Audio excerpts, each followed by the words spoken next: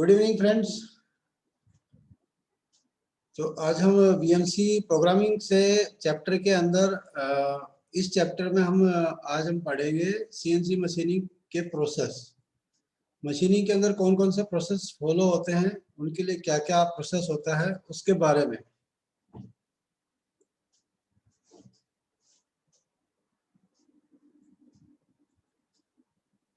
Machining centre के लिए जो प्रोसेस होता है एचएमसी के लिए वो सारी सिमिलर है, सब बराबर ही है, ज्यादा कोई फर्क नहीं है उसमें। इसको क्या बोलते हैं, इसकी डेफिनेशन क्या है? मटेरियल को हटाने या रिमूवल की प्रक्रिया को हम प्रोसेस कहते हैं। कोई भी मटेरियल को अगर रिमूव करना है या काटना है, उसको हम एक प्रोसेस कहते हैं, प्रक्रिया कहते हैं। शेप देने के ऑपरेशन का एक परिवार, एक फैमिली है, जिसमें मतलब हम एक शेप देते हैं, जिसकी सामान्य विशेषता एक प्रारंभिक कार्यस्थल से मेटल को निकालना है, वर्क पीस से मेटल को निकालना, ताकि शेष जो पार्ट है वो अपनी जो हमें ज्योमेट्री चाहिए उसमें वो प्राप्त हो सके। इसमें जो मेन प्रोसेस कौन कौन से फॉलो होते हैं मेटल रिमूविंग में? फर्स्ट जो आता है machining, material removal by a sharp cutting tools, either turning, milling और ड्रिलिंग, ये मशीनिंग के प्रोसेस है। सेकंड आता है इसमें एब्रेसिव प्रोसेस, जो मेटल रिमूव करता है, उसमें आता है मेटेरियल रिमूवल बाय हार्ड और एब्रेसिव पार्टिकल्स, जैसे कि ग्राइंडिंग। थर्ड आता है नॉन ट्रेडिशनल प्रोसेस, जो एक व्यवहारिक प्रोसेस बोलते हैं, various energy from other than sharp cutting tool to remove material. ये वो प्रोसेस है जिसमें मटेरियल आपको बिना काटे ही रिमूव करना होता है। उसके अंदर सबसे पहला प्रोसेस आता है आपका ईडीएम, जो एक इलेक्ट्रो डिस्चार्ज मशीन से प्रोसेस होता है। मशीनिंग के अंदर क्या होता है, काटने की क्रिया में चिप्स बनने के लिए कार्य मेटल वर्क पीस मेटल का जो कटाई किस फॉर्म में शामिल है उसको हम मशीनिंग कहते हैं। जैसे ही चिप्स को बटाया जाता है तब एक नई सरफेस सामने आ जाती है। इसके अंदर आप सेक्शन देखोगे, व्यू, इसके अंदर मेटल काटने का प्रोसेस दिखाया गया, कैसे मेटल कटता है।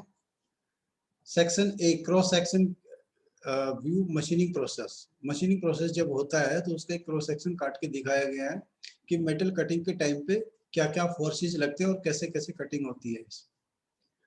बी के अंदर tool with negative rack angle compare with positive rack angle in A, negative और पॉजिटिव दोनों की इसमें दिखा रखी है। पॉजिटिव के अंदर क्या होता है आपका, ये जब मेटल कटता है तो मेटल के अंदर घुस जाता है पॉजिटिव, और नेगेटिव क्या करता है, मेटल को फोल्ड करता है कट करने की बजाय। इससे इसमें नेगेटिव में लोड ज्यादा पड़ता है, पॉजिटिव में लोड कम पड़ता है। मशीनिंग क्यों महत्वपूर्ण है, इसकी प्रोसेस मशीनिंग क्यों चाहिए होता है? विभिन्न प्रकार की वर्क मेटल को मशीनिंग किया जा सकता है। ज्यादातर अक्सर धातुओं को काटने के लिए उपयोग किया जाता है, मतलब मेटल को काटने के लिए इसका उपयोग किया जाता है मशीनिंग में। पार्ट की शेप और उसकी जो स्पेशल ज्योमेट्री है उनको बनाने के लिए, फीचर को बनाने के लिए क्या क्या संभव है, इसमें कौन कौन से मेन जो प्रोसेस होते हैं जिसका मतलब आउटपुट कम आता है। सबसे पहले होता है स्क्रू थ्रेड। स्क्रू थ्रेड मतलब किसी भी चीज में थ्रेड बनाना।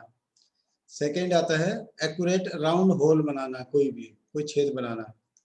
थर्ड आता है very straight edge and surface, बहुत सीधे किनारे और सतहों को, जैसे कोई चैम्पर लगाना, कोई एंगल लगाना है, इस तरीके का कोई रेडियस लगाना है, ये वाला। Good dimension accuracy surface finish, machining इसलिए जरूरत पड़ती है उसकी डायमेंशन को एक्यूरेट बनाने के लिए और सरफेस फिनिश को अचीव करने के लिए। मशीनिंग के साथ नुकसान क्या क्या है, मशीनिंग जब करते हैं तो क्या क्या हमारे नुकसान होते हैं इसमें? वेस्टफुल ऑफ मटेरियल, जो मटेरियल है उसकी बर्बादी होती है। जो मटेरियल निकला है वो तो बर्बाद ही है, वो किसी काम थोड़ी आता है। वो कैसे बनता है? Chips generated in machining are wasted material at least in the unit of operation. Machining में उत्पन्न चिप सामग्री को बर्बाद किया जाता है कम से कम एक इकाई संचालन। कोई भी ऑपरेशन अगर करते हैं मशीनिंग का, उसके अंदर चिप्स जो निकलता है वो मेटल बेकार ही जाता है।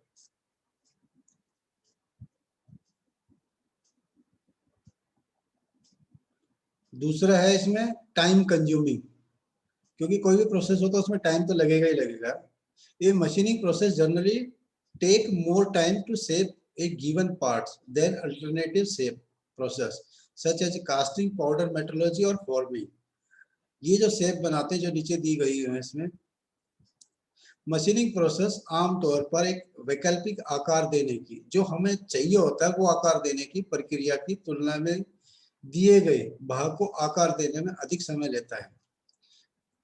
जैसे कि कास्टिंग और पाउडर मेट्रोलॉजी और फॉर्मिंग, ये 3 प्रोसेस और है मशीनिंग के अलावा, जिसमें भी शेप दी जा सकती है, परंतु उसमें इस तरह की एक्यूरेसी के साथ नहीं आती है। मैन्युफैक्चरिंग सीक्वेंस में मशीनिंग, इसका प्रोसेस क्या क्या हो सकता है? Generally perform after other manufacturing process such as casting, forging and ball drawing. आमतौर पर जो मशीनिंग होती है, मशीनिंग का जो प्रोसेस होता है वो कास्टिंग, फोर्जिंग और बॉल ड्राइंग। बॉल ड्राइंग का मतलब होता है जो आपका एक्सट्रूड मटेरियल होता है, जो किसी जैसे आपका एक्सट्रूडर एक ऑपरेशन होता है, प्रोसेस होता है, उससे जो बनी हुई मटेरियल होता है उसके लिए।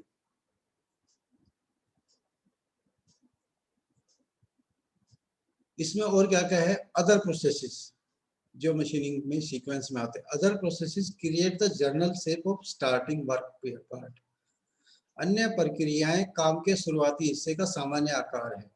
मतलब कोई भी प्रोसेस करते हैं तो जो जैसे कास्टिंग, फोर्जिंग, ये सबसे पहला प्रोसेस है।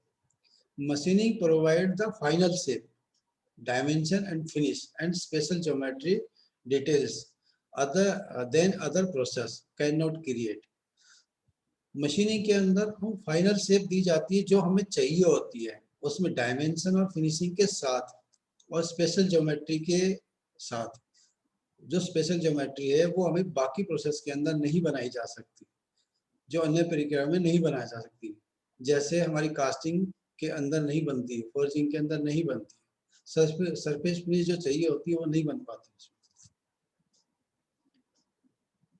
सीएनसी मशीनिंग पर प्रोसेस कौन कौन से हैं? मशीनिंग विभिन्न प्रक्रियाओं में से एक है जिसमें कच्चे माल का एक टुकड़ा, वर्क पीस, एक वांछित अंतिम आकार और शेप में एक नियंत्रण सामग्री हटाने की, मतलब जितनी डिजायर है, जितना मेटल चाहिए उतना ही कटेगा, की प्रक्रिया द्वारा काट दिया जाता है, जिसके द्वारा वांछित आकार, फिनिश और सहनशीलता प्राप्त करने के लिए एक वेज शेप के कटिंग टूल का उपयोग करके चिप्स के रूप में अतिरिक्त सामग्री को कतरने के से हटा दिया जाता है, कटिंग करके हटा दिया जाता है। मशीनिंग कई धातु उत्पादों के निर्माण का एक हिस्सा है, लेकिन इसका उपयोग लकड़ी, प्लास्टिक, सेरेमिक और कंपोजिट जैसे सामग्रियों पर भी किया जा सकता है। इसके अंदर जो प्रोसेस है, drilling, core drilling, step drilling, counter boring, counter sinking, reaming and centre drilling और gun drilling, high pressure coolant. अब इसकी डिटेल में चलते हैं। जो प्रोसेस ऑपरेशन होता है ड्रिलिंग, ड्रिलिंग के भी सब पार्ट हैं। ड्रिलिंग के भी कई तरह के ड्रिल होते हैं इसमें। U drill, core drill, point drill, step drill और centre drill, spotting drill. U drill जो है आपका सॉलिड के अंदर काम आता है। सॉलिड बोले तो जो मशीन सरफेस या एजकास्ट सरफेस है उसके अंदर यू ड्रिल किया जाता है, जिसमें इंडेक्सिबल इंसर्ट होती है। वो आपका पॉइंट ड्रिल नहीं होता, नीचे से फ्लैट होता है, थोड़ा सा कुछ एंगल में होता है, जो शेप को, ड्रिल को, सॉलिड में से मेटल को काट सकता है। दूसरा आता है कोर ड्रिल। कोर ड्रिल हम उसको कहते हैं जो किसी एक बने हुए होल को बड़ा करता है। जो बना हुआ होल है वो कास्टिंग शेप में हो सकता है, फोर्जिंग शेप में हो सकता है, जिसकी कोई शेप नहीं है, एनीवन होगा, उसको हम कोर ड्रिल के द्वारा हटाए जा सकते हैं। इसके अंदर सेंटर कटिंग नहीं होता है। कोर ड्रिल के अंदर मेन डिफरेंस यही है यू ड्रिल और कोर ड्रिल के अंदर, कि यू ड्रिल नीचे से सेंटर जो होता है होल का, टूल का, वो सेंटर से कटिंग करता है, जबकि कोर ड्रिल सेंटर में कटिंग नहीं करता। पॉइंट ड्रिल, पॉइंट ड्रिल उसको बोलते हैं जिसका कटिंग एंगल पॉइंट में होता है। पॉइंट एंगल बोले तो आपका जैसे आपको 180 डिग्री जो होता है, 118 डिग्री एचएसएस के लिए स्टैंडर्ड एंगल होता है। सॉलिड कार्बाइड में 140, 120, ये मेटेरियल के अकॉर्डिंग अलग अलग बनाया जा सकता है, उसको पॉइंट ड्रिल बोल सकते हैं। फोर्थ आता है स्टेप ड्रिल। स्टेप ड्रिल क्या होता है? स्टेप ड्रिल अपनी रिक्वायरमेंट के हिसाब से जितना हमें होल डेप्थ चाहिए होता है या डबल स्टेप में होल चाहिए, उसको हम स्टेप ड्रिल कहते हैं। इसके अंदर चैम्फर भी ऐड कर सकते हैं, काउंटर भी बना सकते हैं इससे। नेक्स्ट आता है centre drill. Centre drill basic क्या होता है आपका, अभी आजकल यूज कम होता है, पहले वाले ऑपरेशन के लिए ज्यादा होता था। बोले तो जहाँ पे हम एचएसएस के ड्रिल यूज करते हैं या ड्रिल ऐसा है जिसका सेंटर बनाने में दिक्कत आती है या सेंटर नहीं बन पाता, उस ड्रिल से पहले हमें सेंटर ड्रिल लगाना पड़ता है, जो जो ड्रिलिंग हम करना है उसके लिए परफेक्ट सेंटर मिले। नेक्स्ट आता है सपोर्ट ड्रिलिंग। सपोर्ट ड्रिलिंग उसको कहते हैं, बेसिक सपोर्ट ड्रिलिंग क्या बोलते हैं इसको, सेंटर ड्रिल का ही एक लेटेस्ट टेक्नोलॉजी के साथ इसका इनोवेशन है। सेंटर ड्रिल को इससे रिप्लेस किया गया है। सेंटर ड्रिल आपका एचएसएस का आता था, लेकिन सपोर्टिंग ड्रिल जो है ये कार्बाइड मेटल में भी आता है, जिससे क्या होता है आपका जो आप ड्रिल करना चाहते हो उसके साथ जो चैम्फर लगना है, चैम्फर भी साथ में लग जाता है, इससे आपका सेंटर परफेक्ट मिलता है। नेक्स्ट जो ऑपरेशन आता है आपका बोरिंग। बोरिंग में भी डिफरेंट टाइप के इसमें बोरिंग बनते हैं। पहला बोरिंग आता है इसमें काउंटर बोरिंग। काउंटर बोरिंग उसमें होता है जो आपका कोई होल बना हुआ है उसके अंदर काउंटर के अंदर बोरिंग किया जाए। ये काउंटर बोरिंग आपका कोई बोल्ट को बिठाने के लिए किया जा सकता है या दो स्टेप में कोई बोर है उसको बनाया जा सकता है। Rough boring. Rough boring basic क्या होता है आपका, किसी बने हुए होल को इनलार्ज करना, वो रफ बोरिंग कहलाता है। ये आपका कोर ड्रिल के जगह भी काम किया जा सकता है इससे, लेकिन रफ बोरिंग एक लिमिट में ही स्टोक काट सकता है, मेटल काट सकता है, बट कोर ड्रिल ज्यादा मेटल काट सकता है। Finish boring. फिनिश बोरिंग क्या करता है आपका, कोई भी रफ बोरिंग बना हुआ है उसके ऊपर फिनिश बोरिंग को हम चला सकते हैं, जिससे होल का साइज जो एक्यूरेट मिलेगा, सरफेस फिनिश अच्छी मिलेगी और बोर की ज्योमेट्री जो है वो एक्यूरेट मिलेगी।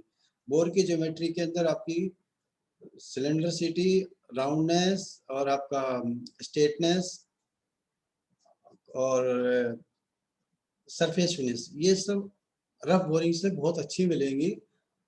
फिर उसके बाद आता है बैक बोरिंग। बैक बोरिंग एक ऑपरेशन होता है, जैसे काउंटर आपका फ्रंट से होता है ऐसे ही बैक बोरिंग होती है जो आपका बैक में काउंटर बना सकती है। नेक्स्ट आता है स्टेप बोरिंग। स्टेप बोरिंग उसको कहते हैं जो आपका मल्टी स्टेप में बोरिंग किया जाता है, वो रफिंग में भी हो सकता है, फिनिशिंग में भी हो सकता है, जिसमें 2 या 3 डाया, एक डाया से अधिक डाया जो बनाता है उसको स्टेप बोरिंग में कहा जाता है। चैम्फर। चैम्फर बेसिक आपका क्या है, जो किसी बने हुए होल पे चैम्फर लगाता है उसको चैम्फर कहते हैं। इसके लिए चैम्फर का टूल अलग आता है जिसे चैम्फर बनाया जाता है। और काउंटर सिंकिंग चैम्फर का ही एक पार्ट है जिसमें काउंटर सिंकिंग बनता है, जिससे काउंटर सिंकिंग एक बोल्ट की शेप है जो बोल्ट के हेड को बिठाने के लिए काम आती है। ये इसका एंगल 120 डिग्री होता है, जैसे आपका स्पोर्ट वेल्डिंग का 90 डिग्री होता है, ऐसे काउंटर सिंकिंग का 120 डिग्री एंगल होता है। नेक्स्ट आता है इसमें रिमिंग।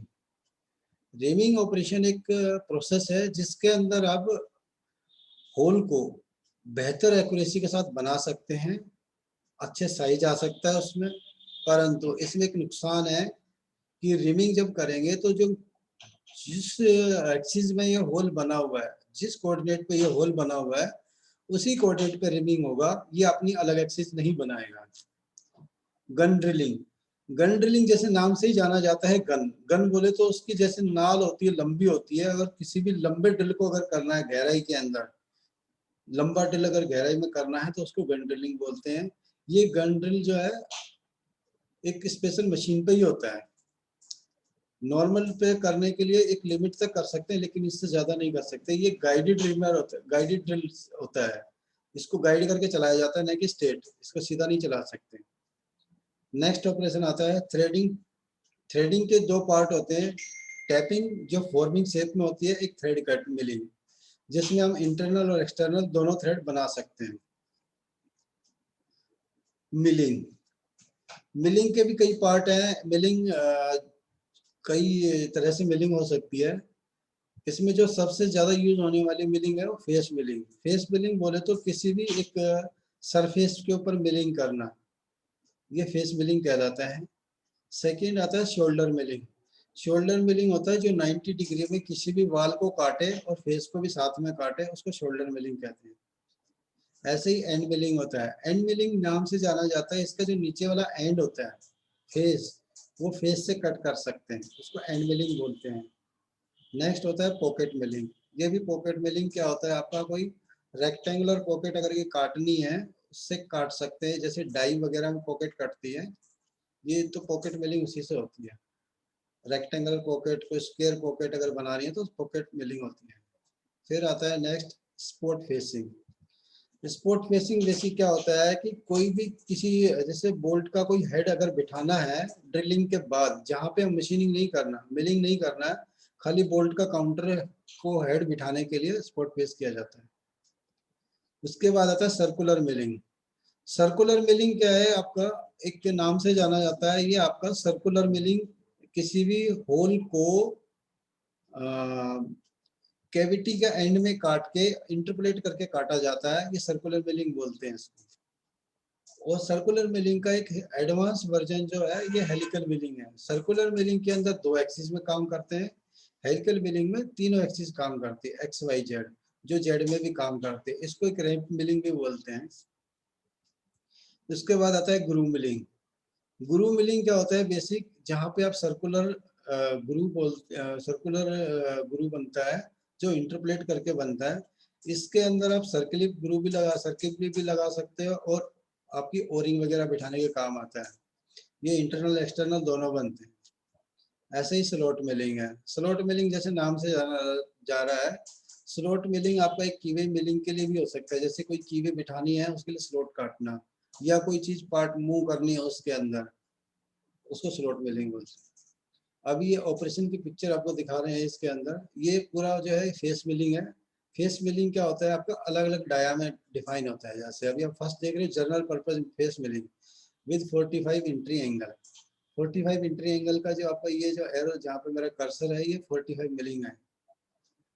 और एक होता है आपको जहाँ मेटल ज्यादा काटना होता है, face milling cutter with round insert tough condition, जहाँ पे कंडीशन ऐसी है कि मेटल बहुत टफ है उस कंडीशन में। एक होता है face milling with square shoulder milling cutter with light face milling, जहाँ पे हल्का कट लगाया जाता है विद 90 डिग्री इंसर्ट के साथ, इसको शोल्डर मिलिंग बोलते हैं। शोल्डर मिलिंग का अभी डिटेल में आ रहा है next, face and shoulder milling. ये आपका फेस और शोल्डर, शोल्डर मिलिंग उसको बोलते हैं जो आपकी 90 डिग्री की बाल को भी काटे फेस के साथ साथ, इसको शोल्डर मिलिंग कहते हैं। नीचे एक आपको दिखाया गया side and face milling cutter use for shoulder milling operation. Shoulder milling जैसा ही ऑपरेशन ये कर सकते हैं shoulder side and face cutter से। नेक्स्ट आता है प्रोफाइल मिलिंग। प्रोफाइल मिलिंग जैसे मैंने पॉकेट मिलिंग आपको दिखा रहा था, उसी का एक पार्ट है प्रोफाइल मिलिंग। ये प्रोफाइल मिलिंग क्या, बोल नोज की तरह काटा जाता है, जो आपको मेटल ज्यादा काटना हो किसी डाई वगैरह के लिए, किसी कैविटी काटने के काम आता है। Radial groove milling. Radial groove milling इसको स्लिटिंग भी बोल सकते हैं, इंटरनल भी होता है और एक्सटर्नल भी होता है। ये आपको इंटरपोलेट करके काटना होता है, जैसे किसी के अंदर स्प्लिट करना है, किसी पार्ट को बीच से स्लोट बनानी है आर पार, वहाँ पे इसको साइड एंड फेस कटर को यूज किया जाता है। ये कटर अपने स्टैंडर्ड में छोटे डाया से बड़े डाया तक मिल जाते हैं और विड्थ भी अलग अलग मिल जाती है। अभी आता है एक्सिस स्लॉट मिलिंग, जैसे मैं स्लॉट मिलिंग बता रहा था उसी का ये व्यू है। End milling with exchangeable solid carbide head, कई तरह के होते हैं इसमें, ये सॉलिड कार्बाइड एंड मिल है। नेक्स्ट है आपका इंडेक्सिबल इंसर्ट के साथ, इसका एक हेड चेंज हो जाता है। और नेक्स्ट है इंडेक्सिबल इंसर्ट एंड मिल। उसके बाद है लॉन्ग एज मिलिंग कटर, ये आपका शोल्डर मिलिंग काटता है, जो आपका पूरी वाल को साथ में काट सकता है। Thread milling. थ्रेड मिलिंग के भी 3-4 तरीके हैं जिसको कर सकते हैं। सॉलिड कार्बाइड से कर सकते हैं, इंडेक्सिबल इंसर्ट एंड मिल के साथ कर सकते हैं, और ये आपका शोलो मिलिंग भी बोलते हैं, जिसको हम राइट हैंड को जो दिख रहा है वो शोलो मिलिंग बोलते हैं। अभी जो ऑपरेशन बताए गए उनकी टूलिंग किस तरह से यूज की जाती है, किस किस तरह के ऑपरेशन दिखते हैं, उसका एक व्यू है ये। फेस मिलिंग हमारा ज्यादातर ये आपका 45 डिग्री में हो सकता है, हाई फीड मिलिंग जो होता है ये 29 डिग्री या 25 डिग्री के आसपास होता है। शोल्डर मिलिंग आपका 90 डिग्री होगा, फेस और डायमीटर पे कट लगेगा इससे। ग्रूव मिलिंग दो तरीके हो सकते हैं, एक आपका साइलेंट फेस कटर के साथ और एक एंड मिलिंग के साथ। नेक्स्ट आपका पार्टिंग ऑफ। पार्टिंग ऑफ या स्लिटिंग मिलिंग से कर सकते हैं। एक चैम्फरिंग है, ये चैम्फरिंग आपका बैक में और फ्रंट में दोनों चैम्फरिंग कर सकता है। Profile milling. प्रोफाइल मिलिंग कोई भी डाई में कैविटी काटने के काम आता है। नेक्स्ट आपका टर्न मिल। टर्न मिल किसी राउंड पार्ट पे अगर हम टर्न किए हुए पार्ट को अगर मिलिंग करते हैं तो टर्न मिल कहलाता है। जैसे किसी का हेक्स बनाना, स्क्वायर में बनाना या और कोई शेप में बनाना। Plunge milling. प्लंज मिलिंग क्या होती है, बेसिक आपको किसी वाल से ऊपर से टूल को लेके आना है और नीचे तक पूरा काटना है। प्लंज मतलब किसी चीज को दबाना है। एक होता है ट्रोचिडल मिलिंग। ट्रोचिडल मिलिंग जो आपको सर्कुलर मिलिंग भी कहते हैं इसको, जो आपको राउंड इंटरपोलेट करके एंड मिल से काटा जाता है। सर्कुलर मिलिंग ये आपका इंडेक्सेबल इंसर्ट के साथ काट सकते हैं, इंडेक्सेबल टूल के साथ। फिर आता है लीनियर रैंपिंग। लीनियर रैंपिंग क्या होता है कि जब मेटल के अंदर एंट्री करेगा उस दौरान आपका मेटल कम रहेगा और जैसे जैसे आगे बढ़ता जाएगा उसकी डेप्थ बढ़ती चली जाएगी और स्टोक भी बढ़ता चला जाएगा।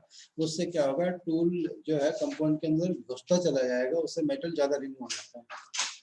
Helical interpolation. हेलिकल इंटरपोलेशन जैसा पिक्चर के अंदर दिख रहा है आपको, इससे आपको मेटल को इंटरपोलेट करके, टूल को इंटरपोलेट करके मेटल को रिमूव किया जा सकता है। इसको हेलिकल मिलिंग बोलते हैं। और नेक्स्ट है आपका थ्रेड मिलिंग। थ्रेड मिलिंग जैसे अभी मैंने व्यू में दिखाया था, ये थ्रेड मिलिंग आपका एक एंड मिल टाइप का ही होता है। इसके अंदर स्ट्रेट दांते होते हैं। इसके सब डिटेल में आपको इसकी डिटेल टूलिंग की डिटेल में जाएंगे तब समझ में आएगा, अभी तो ऑपरेशन समझते हैं। अभी इसकी speed and feed. Feed is rotational motion of spindle. Speed, speed किसको कहते हैं, जो इसकी रोटेशनल मोशन होता है, जो टूल घूमता है उसको स्पीड कहते हैं। Which allow the tool to produce cut into blank. किसी भी मेटल को काटने के लिए टूल को घुमाया जाता है। और the relative moment between tool and work piece which produce as a cut. दोनों में से कोई भी चीज को घुमा के कर सकते हैं। टर्निंग में हम जॉब को घुमाते हैं और मशीनिंग के अंदर टूल को घुमाते हैं। ये तो स्पीड होती है। फीड क्या होती है, feed is a linear motion of tool which spread cut on the blank. ये एक लीनियर मोशन होता है फीड, जो टूल को मेटल काटने के लिए आगे धकेलता है। और the relative moment between tool and work piece which spread the cut. और इस जो संबंधित मूवमेंट है टूल और जॉब के बीच में। अब machining operation. Important machining operation कौन कौन से होते हैं, टर्निंग, मिलिंग, ड्रिलिंग और अदर मशीनिंग ऑपरेशन जो हो मशीनिंग पे नहीं होते हैं बट मशीनिंग कहलाते हैं। हम सीएनसी पे नहीं कर सकते उनको। सैपिंग, प्लेनिंग, ब्रोचिंग और सोइंग। सोइंग बोले तो जो आपका पावर एक्स्ट्रा होता है उस तरीके का।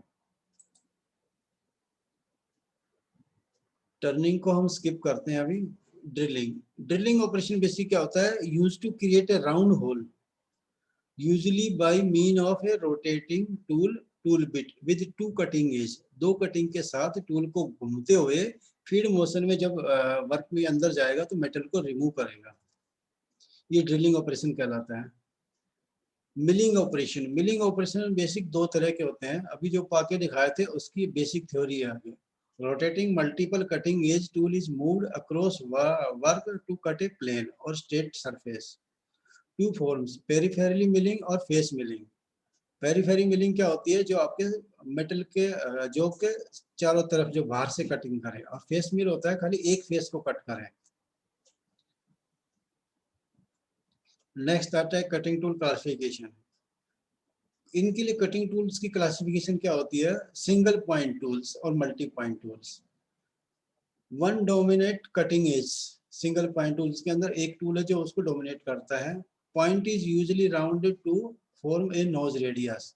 ये कभी भी शार्प नहीं होता है, ये थोड़ा सा राउंड होता है जो नोज रेडियस के द्वारा जाना जाता है। ज्यादातर ये टर्निंग में यूज होते हैं single point tool, but machining में भी होते हैं। कोई भी बोरिंग अगर फिनिश बोरिंग करते हैं तो उसमें सिंगल पॉइंट टूल ही यूज होता है।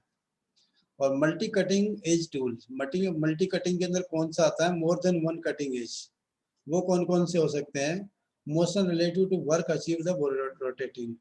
टूल को घुमा के, मोशन को घुमा के मेटल काट सकते हैं। इसमें मेन ऑपरेशन कौन से होते हैं? ड्रिलिंग और milling using rotating multiple cutting as tools. अब कटिंग टूल दो तरह के होते हैं आपका, सिंगल और मल्टी। सिंगल आपको दिख रहा है लेफ्ट हैंड को, जो आपका टर्निंग में यूज होता है या बोरिंग में यूज हो सकता है। सेकंड आपका multi cutting as. Multi cutting as के अंदर एंड मिल आपका और मिलिंग कटर और आपका रीमर, ये मल्टी कटिंग एज आता है। Machining, a metal removal process which is sharp cutting tool used to mechanically cut away metal so that ये तो वही है जो चीज डिस्क्रिप्शन था। इसमें दो क्लासिफिकेशन ऑफ मशीन पार्ट्स, दो तरह के पार्ट्स बनते हैं। एक आपका बनता है रोटेशनल और एक बनता है नॉन रोटेशनल। रोटेशनल आपका सिलेंड्रिकल और डिस्क लाइक शेप होता है। Non rotational also called prismatic, block like a plate और एक स्क्वायर रेक्टेंगल बन सकता है।